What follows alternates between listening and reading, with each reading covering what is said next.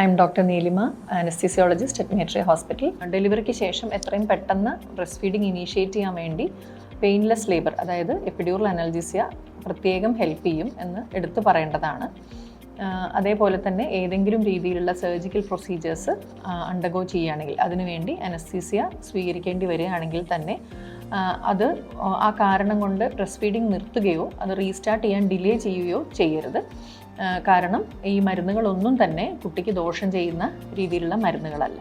Labour അനാൽജീസിയ, അതായത് വേദനരഹിത പ്രസവം, ഈ ഒരു ഓപ്ഷൻ ഇപ്പം പൊതുവേ എല്ലാ സ്ത്രീകളും ഓപ്റ്റ് ചെയ്യുന്നുണ്ട്. അത് ഒരു അനസ്തീസിയ ഇൻവോൾവ് ചെയ്യുന്ന ഒരു പ്രൊസീജിയറാണ്.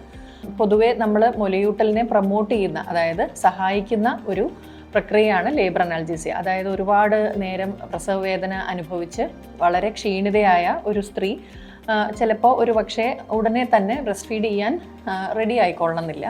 പക്ഷേ നമ്മൾ പെയിൻലെസ് ലേബർ എടുത്തു കഴിഞ്ഞ് വളരെ സുഖമായി നോർമൽ ഡെലിവറി കഴിഞ്ഞാൽ എത്രയും പെട്ടെന്ന് നമുക്ക് ബ്രസ്റ്റ് ഫീഡ് ചെയ്യാം. പിന്നെ അതിന് വേണ്ടി യൂസ് ചെയ്യുന്ന മെഡിസിൻസ് ഏതെങ്കിലും രീതിയിൽ കുട്ടിയെ ബാധിക്കുമോ എന്നുള്ളതാണ് സാധാരണ പേഷ്യൻസ് ചോദിക്കാറുള്ളൊരു ചോദ്യം.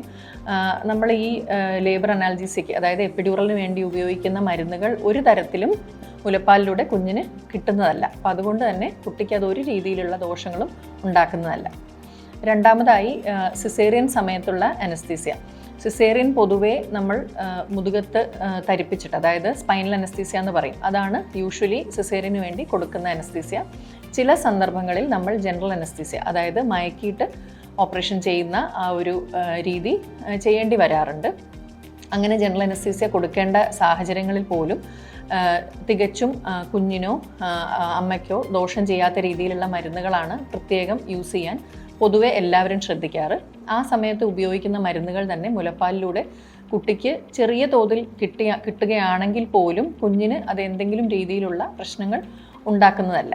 പിന്നെ മുലയൂട്ടുന്ന കാലഘട്ടത്തിൽ എന്തെങ്കിലും രീതിയിലുള്ള ശസ്ത്രക്രിയ അമ്മയ്ക്ക് ആവശ്യമായി വരുന്ന ഒരു സാഹചര്യം ഉണ്ടാവാറുണ്ട്. പൊതുവേ നമ്മൾ പ്രസവം നിർത്തുന്ന ശസ്ത്രക്രിയ, ലാബ് സ്റ്റെറിലൈസേഷൻ അല്ലെങ്കിൽ വേറെ ഏതെങ്കിലും രീതിയിലുള്ള ശസ്ത്രക്രിയകൾ ആവശ്യമായി വരുമ്പോൾ സ്വാഭാവികമായിട്ടും അതിനുവേണ്ടി അനസ്തീസിയ കൊടുക്കേണ്ടതായി വരും. അതായത് ജനറൽ അനസ്തീസിയ കൊടുക്കുകയാണെങ്കിൽ മുലയൂട്ടലിനെ ബാധിക്കാത്ത രീതിയിൽ ഉള്ള മരുന്നുകൾ ഉപയോഗിച്ചിട്ടുള്ള അനസ്തീസിയ കൊടുക്കും.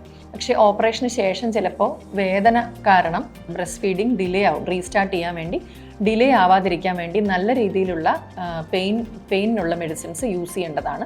അതും കുഞ്ഞിനെ ബാധിക്കാത്ത രീതിയിലുള്ള മെഡിസിൻസ് യൂസ് ചെയ്യാൻ പ്രത്യേകം ശ്രദ്ധിക്കുന്നതാണ്.